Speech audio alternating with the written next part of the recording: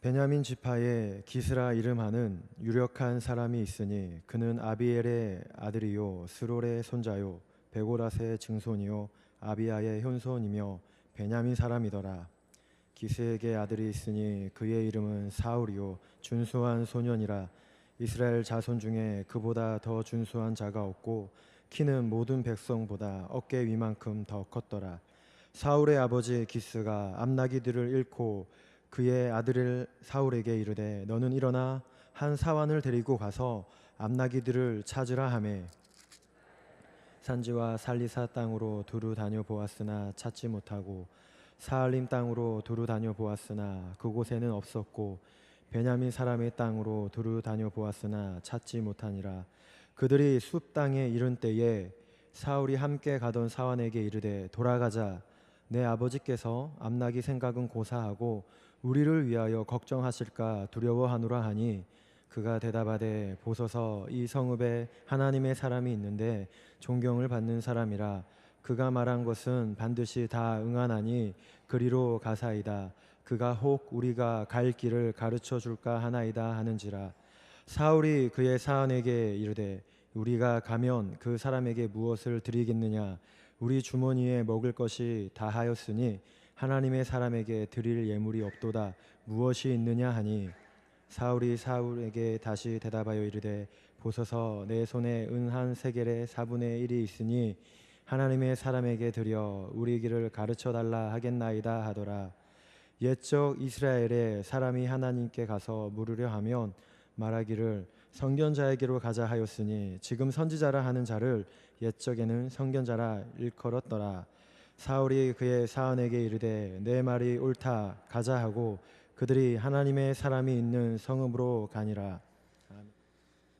지난 시간에 사무엘상 8장을 통해 이스라엘이 사무엘 선지자에게 우리에게도 왕을 달라고 이렇게 요구하는 그런 장면을 보았습니다.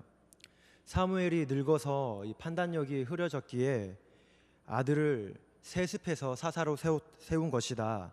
그리고 그의 두 아들도 부엘세바에서 사사로서의 사명을 제대로 감당하지 못하였습니다. 그래서 그들은 이제는 사사시대의 한계와 그런 슬픔을 알기 때문에 그 시대를 버리고 왕정시대로 바꾸자는 그런 요구였습니다. 그러나 이스라엘의 이런 요구는 단순히 정치체제의 문제가 아니었습니다. 지금까지 하나님께서 사사제도를 통해 나라를 다스린 것은 하나님께서 열방의 왕들처럼 그렇게 나라를 다스리지 못해서가 아니라 백성들을 말씀으로 가르치고 순종하는 그런 인격적인 관계를 원했습니다. 그러니 순종하지 못하는 이스라엘의 잘못이지 하나님의 실수도 아니며 체제의 문제도 아닙니다. 이스라엘이 하나님의 뜻을 어긴 것이고 주변국들의 문명과 그들의 성장을 부러워하여 자신의 탐욕을 위해 인간적인 왕을 원했던 그런 그들의 실체였습니다.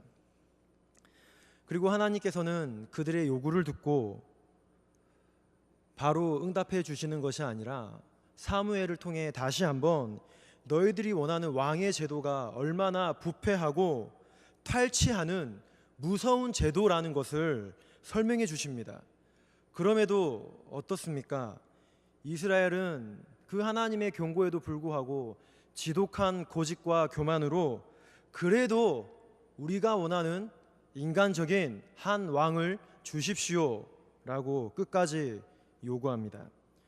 그래서 하나님께서는 아직은 하나님이 원하시는 왕이 세워질 때가 아니었지만 어떤 말을 해도 이들이 돌아오지 않고 생각을 고쳐먹지 않으니 그들을 향해 그들이 원하는 바 그대로의 요구를 허락해 주십니다. 보이지 않는 이 하나님의 말씀도 순종하지 못하는데 이 눈에 보이는 강력한 왕이 세워진다 한들 그들의 운명이 어떻게 될지는 우리는 쉽게 예측할 수 있습니다. 그리고 오늘 우리가 함께 읽은 9장의 말씀은 그들이 그토록 요구하는 왕, 이스라엘의 왕으로 그 왕이 그들이 원했던 왕이 이스라엘의 왕으로 지명되는 과정이 오늘 본문에는 소개됩니다. 오늘 저는 여러분과 함께 이 본문의 이야기를 통해 과연 그들이 원했던 이 왕이 어떤 왕이 될 것인지 한번 살펴보며 오늘 우리가 하나님 앞에 구해야 하고 순종해야 될 것이 무엇인지 같이 상고해 보기를 원합니다.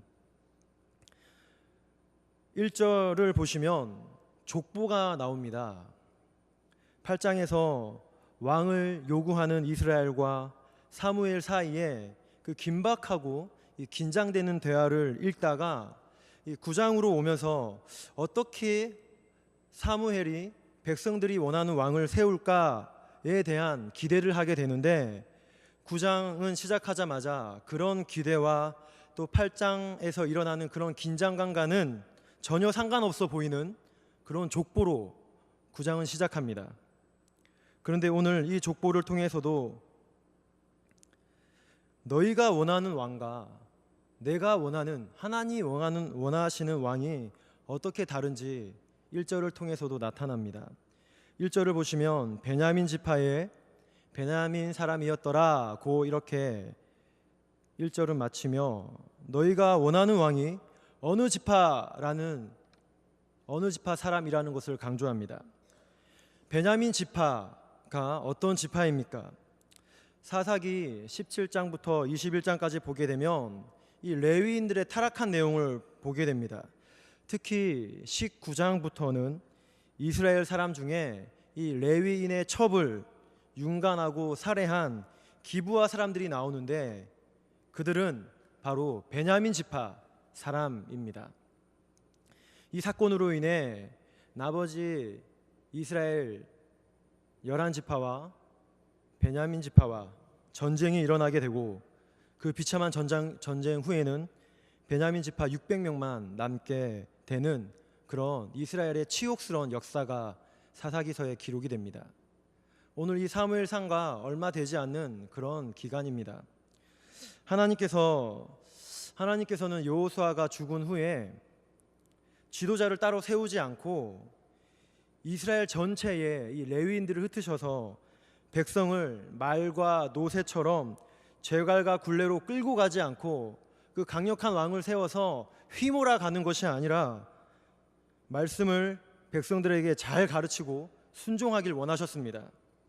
그러나 이스라엘이 이런 신정 제도를 부정하고 사사기 역사를 통해 우리가 볼 수 있는 것은 이 백성들이 타락하게 된 중심에는 레위인이 이 첩을 취하는 레위인이 있었고 또 그런 레위인의 첩을 또 수치스럽게 만드는 그런 베냐민 지파가 있었다는 것을 우리는 역사를 통해 알 수 있습니다.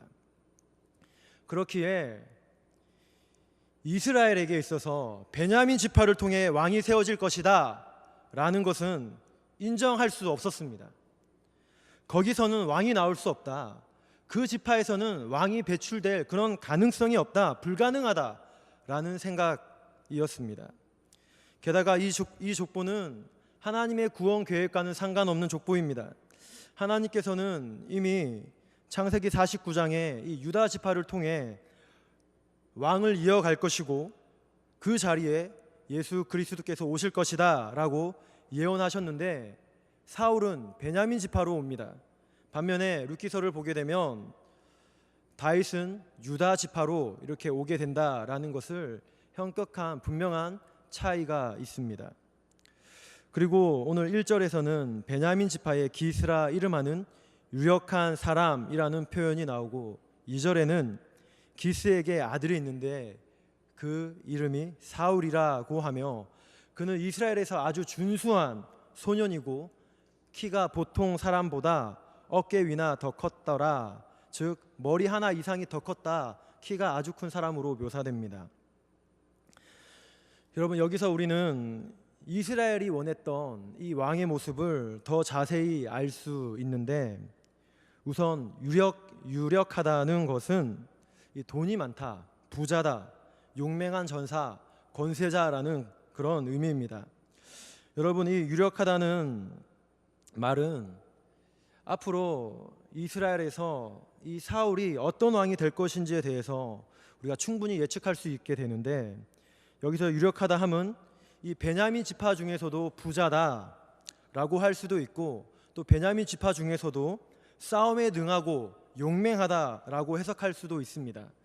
둘 다 가능한 해석인데, 저는 사울의 인생을 살펴볼 때에 후자 쪽이 좀 더 가깝다 생각이 듭니다.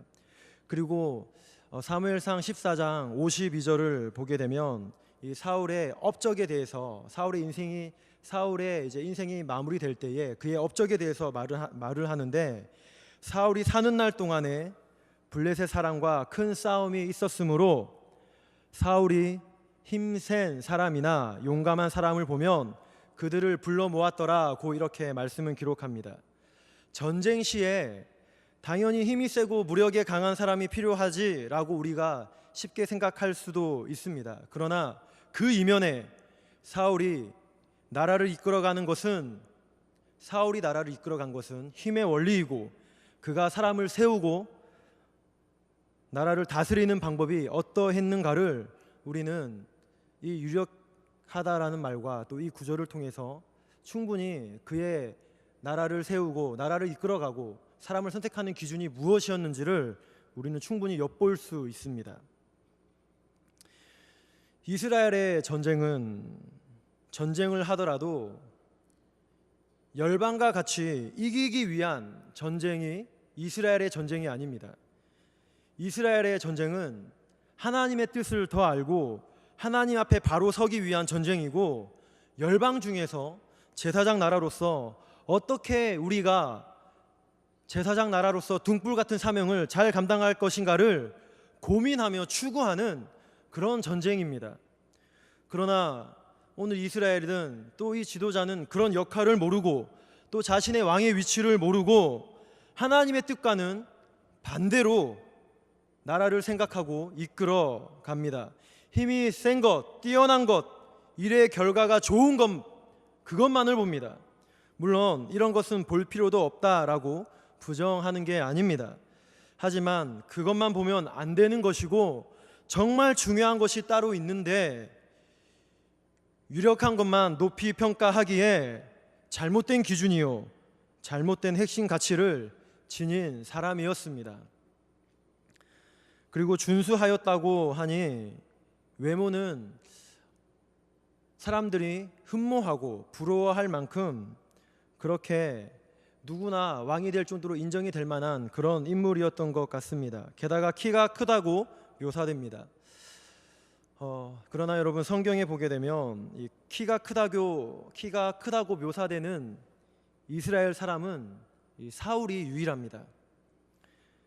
그 외 키가 크다고 묘사되는 대부분의 인물은 우리가 모세오경을 보았듯이 모두 이방인들, 가나안 족속들, 가드 족속, 아낙 족속 등을 묘사할 때에 키가 크다라고 이렇게 묘사합니다.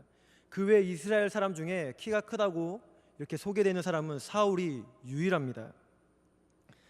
즉, 이스라엘이 하나님께 다른 나라처럼, 주변국들처럼 시대 흐름에 맞게 중앙 집권적인 왕이 다스리는 나라, 그 나라를 이끌어갈 주변국의 왕처럼 강력해 보이는 왕, 그런 왕을 원했습니다. 그리고 하나님께서는 그들의 지독한 교만 때문에 그런 왕을, 이 베냐민 지파를 통해, 이 싸움만 잘하는 그런 지파를 통해 그들이 원하는 왕을 허락해 주셨습니다. 그러나 여러분, 하나님께서 다윗을 왕으로 세우실 때에 하나님께서 하시는 말씀은 무엇입니까? 너희는 외모와 신장을 보지 마라. 나는 이미 그를 버렸노라. 나 여호와는 중심을 본다고 말씀하십니다.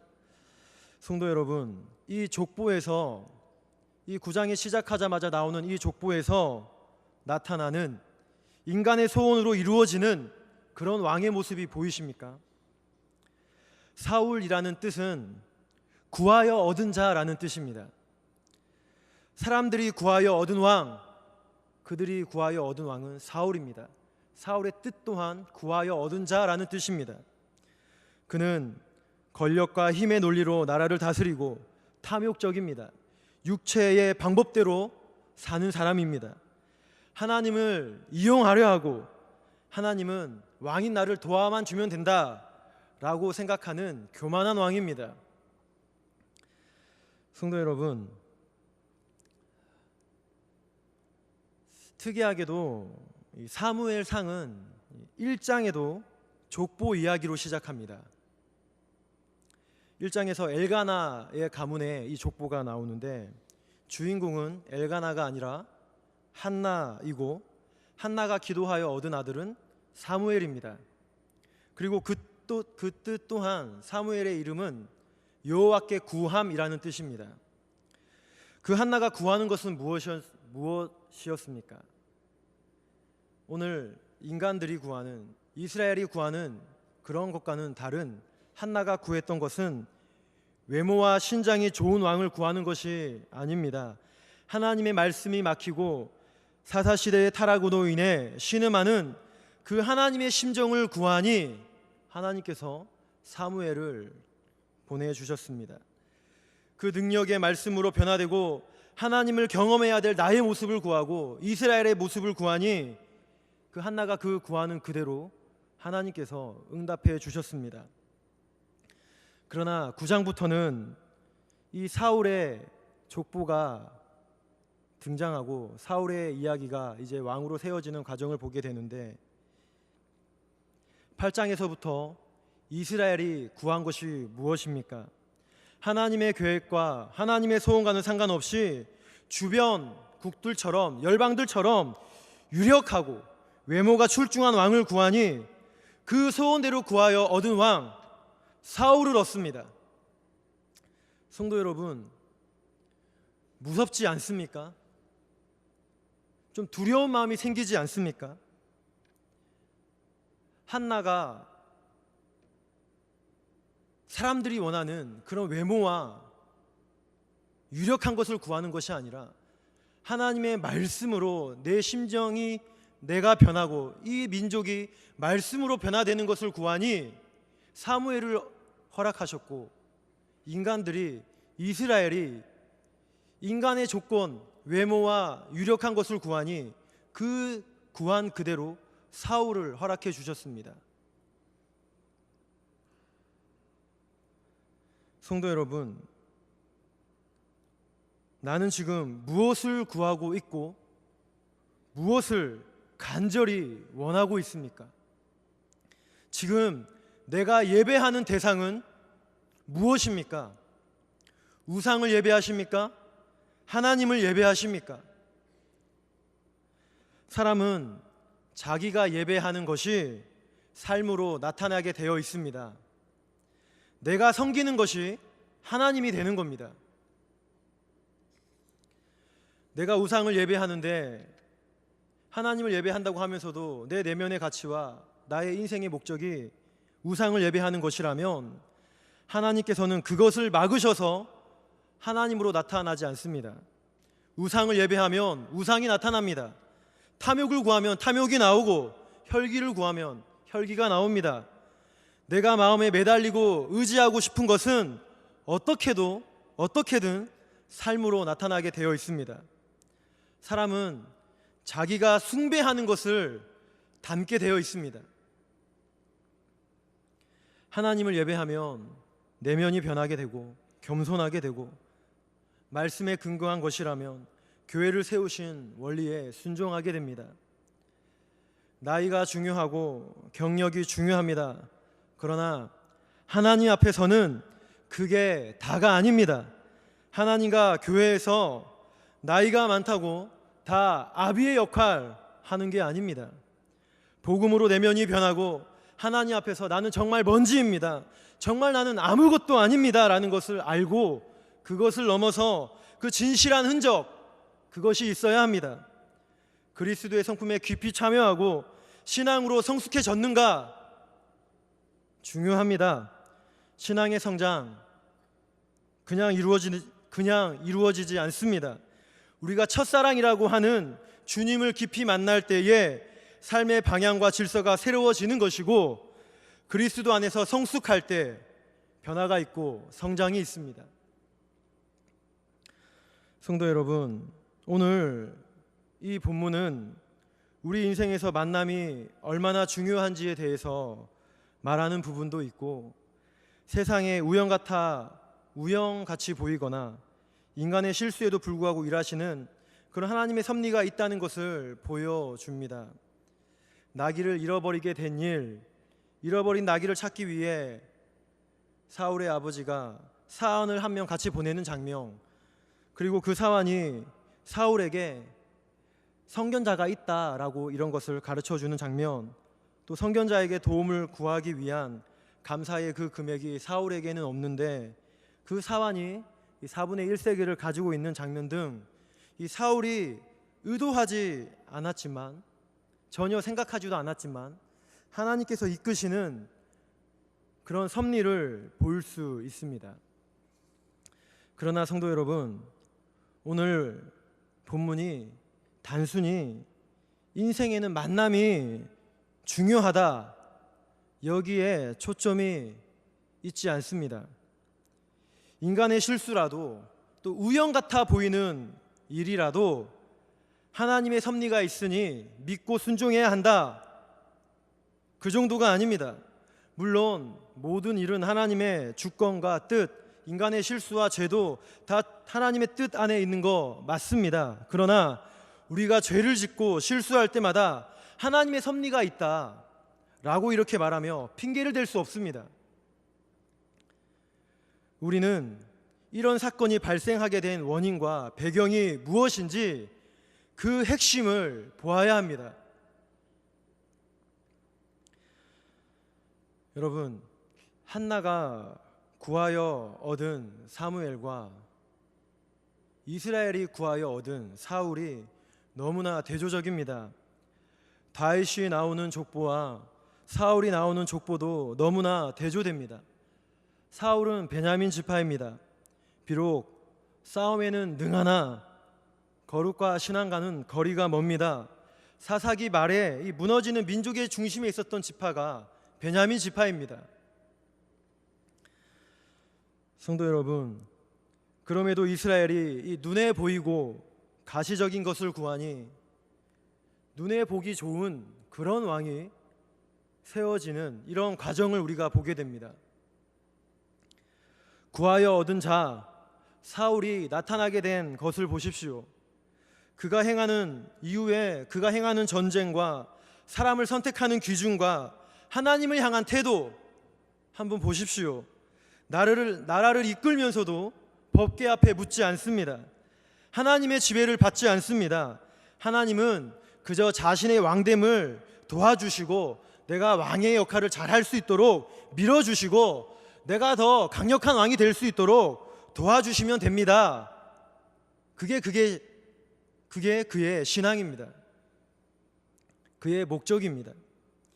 그래서 이스라엘이 구했던 열방과 똑같은 그런 왕이 나타나게 되었습니다. 그러니 여전히 이스라엘은 갈 길을 모르고 방황하고 있습니다. 성도 여러분, 여러분이 구하는 것은 무엇입니까? 무엇을 기도하고 있습니까? 오늘 이스라엘을 보십시오. 열방과 같은 왕을 구했더니 베냐민 지파에서 전쟁만 잘하는 왕이 세워지고 그 왕이 이스라엘을 황폐화시키고 무너뜨리는 왕이 됩니다. 처음에는 전쟁을 잘하니 나라가 성장하는 듯합니다. 그러나 성숙하는 건 없고 오히려 영적으로 내면적으로 황폐해졌습니다. 그래서 하나님께서는 그를 버리시고 이어서 나라는 경제적으로도 정치적으로도 위기를 겪습니다. 성도 여러분, 우리의 소원이 무엇입니까? 기도하는 제목들이 무엇입니까? 혹시 마음의 소원이 없고 기도의 생각조차 없지는 않습니까? 어쩌면 한마디의 기도도 할 수 없는 그 기도조차 나오지 않는 안타까운 상태가 되어 있지는 않습니까? 그럼에도 무엇을 구하십니까? 풍요와 다상과 경제적 변형과 자녀의 성적과 가장의 승진과 세상과 관련된 그런 일들만 구하진 않습니까? 물론 구해야 합니다. 연약한 우리이기에 하나님께 도움을 구하는 게 마땅합니다. 그러나 세상이나 이방 종교나 누구나 다 구하는 것 말고 그것보다 더 중요한 간구가 분명히 있습니다. 오늘 성경을 보면 사울의 아버지가 암나기를 잃어버리게 됩니다. 이 잘 사는 집에서만 기를 수 있는 가축이었는데 그것을 여러 마리 잃어버렸으니 꽤 잘 사는 부자였습니다. 또 귀한 그런 노새이니 암나기이니 아버지가 사울에게 찾아오라고 하게 되고, 그리고 혹시나 찾는 중에 위험을 당하지 않도록 사환을 같이 이렇게 보내게 됩니다. 여기저기 열심히 찾다가 헤매고 못 찾게 되고 날이 저물어 우연히 숲이라는 땅에 이르게 되었습니다.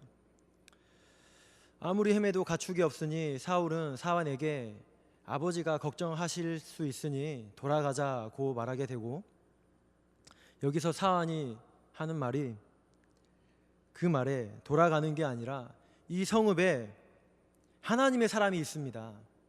이 성읍에 이스라엘이 존경하는 사람이 있습니다. 그가 말하면 다 응하게 되니 그리로 가자고 이렇게 제안합니다. 그리고 그는 말하기를 우리가 사무엘에게 가서 우리에게 갈 길을 알려달라고 요구합시다. 그러면 그가 우리에게 갈 길을 가르쳐 줄 것이다 라고 이렇게 말하게 됩니다. 여기서 우리가 갈 길이란 이 문자적으로 또 문맥적으로 본다면 우선 암나기를 잃어버렸으니 암나기를 찾는 길이 될 수 있고, 또 지금 집을 떠나 너무 멀리 와서 헤매고 방황하고 있으니 집으로 돌아가는 길이라고 해석할 수 있습니다.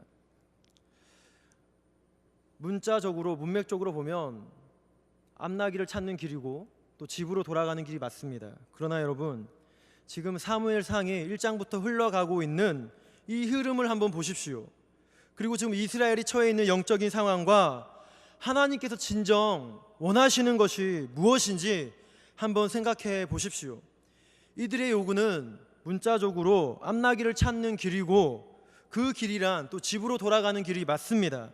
그러나 지금 이스라엘의 영적인 흐름과 하나님의 심정으로 본다면 오늘 이 우리에게 갈 길이란 단순히 암나기를 찾고 집으로 돌아가는 길이 아니라 지금까지 이 신정 제도 속에서 하나님을 거부하고 인간적인 왕을 구하는 이런 배경 속에서 사무엘은 오늘 우리에게 갈 길을 알려주십시오라는 이 이야기를 통해 하나님, 진정한 왕을 찾는 길을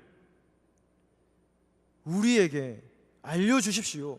우리가 회복될 수 있는 길, 우리가 제사장 나라로서 등불 같은 사명을 감당할 수 있는 길, 그 사명을 잘 감당할 수 있는 길을 우리에게 제시해 주십시오.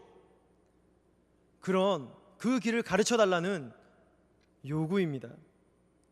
더 하나님을 왕으로 잘 섬기고 모실 수 있는 길, 하나님을 경험하고 하나님을 배우며 더 겸손하고 낮아지며 복음으로만 충분하다는 것을 증명하는 길을 우리에게 가르쳐 주십시오 라는 그런 제시입니다.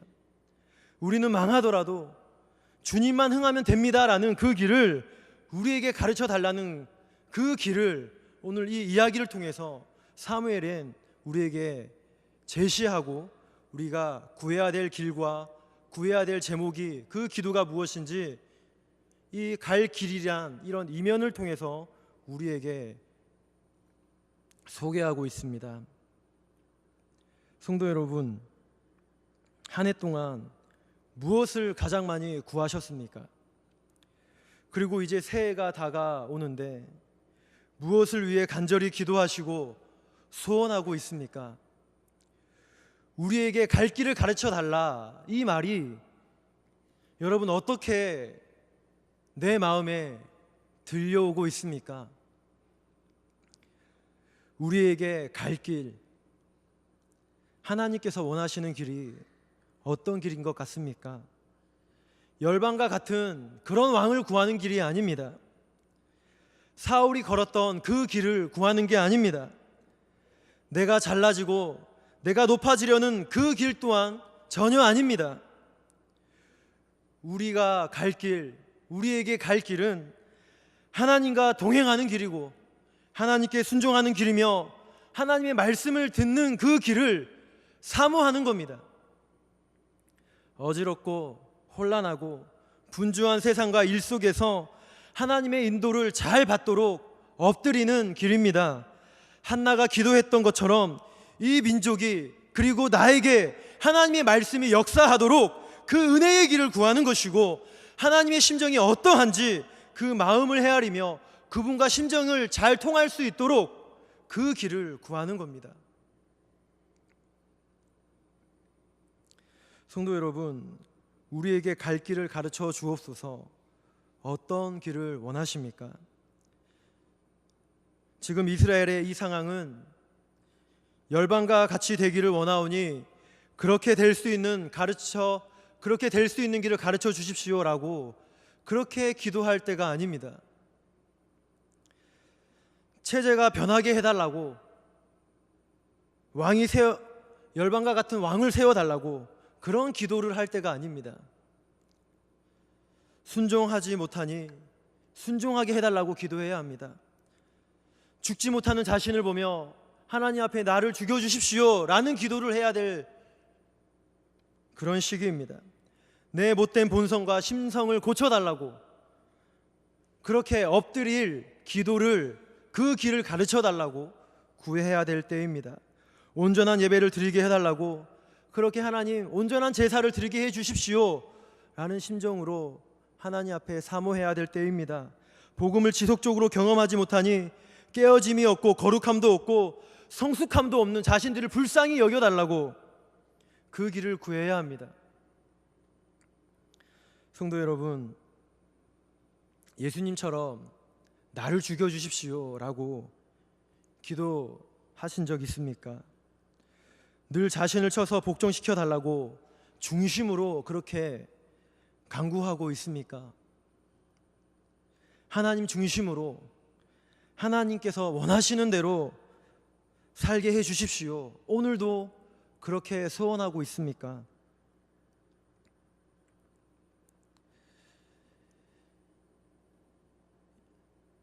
이전 교회 사역을 할 때 신학을 하셨던 장로님 두 분이 있었습니다. 근데 그 장로님 중에 한 분이 저랑 대화를 나눌 때마다 고 박윤선 목사님 얘기를 자주 해주곤 하셨습니다.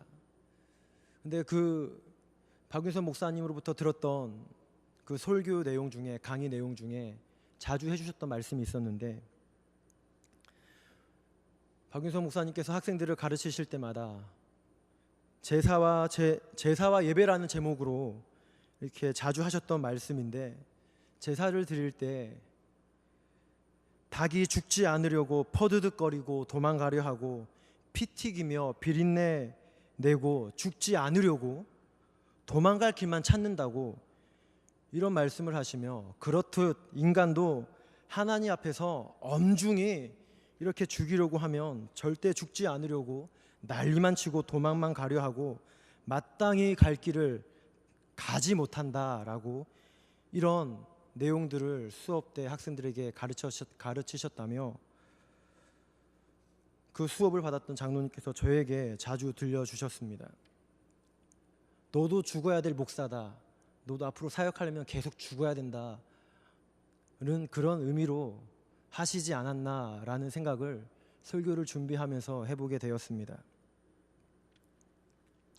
오늘 사울이 백성들의 요구에 의해 사울이 나타나게 되고 왕으로 이제 세워지게 되는 그런 과정을 보십시오. 사무엘이 이 이야기를 통해 사무엘서가 이 이야기를 통해 우리에게 갈 길을 가르쳐 달라는 이 말이 단순한 말이 아니라 바른 길 가도록 진리의 길을 가도록 예수님께 집중하도록 기도하여야 된다. 그 길만을 구해야 된다라고 우리에게 가르쳐 주는 것 같습니다. 예수만 높이도록 구하여라. 우리에게 그게 갈 길이고 예수만 구하여라. 그게 살 길이라고 말씀하고 있습니다. 말씀의 결론을 맺겠습니다.